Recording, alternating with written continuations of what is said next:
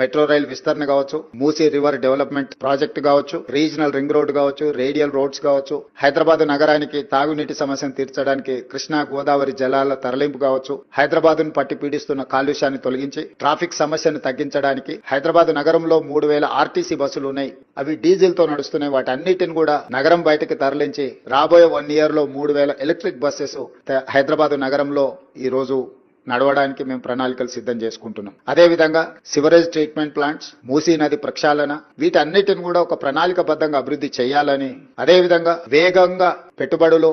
Now Hyderabad is centre for global capability centers, data centers, IT, pharma and medical and health. These are hubs for industries. వీటన్నిటి కోసం ఇప్పటి వరకు financial district, knowledge hub ఇట్లాంటి వాటిని అభివృద్ధి చేసినాం. ఇప్పుడు మేము ఒక సిటీనే కట్టాలనుకుంటున్నాం, Bharat future city. It is going to come around 30,000 acres. We wanted to compete with New York, Tokyo, Japan or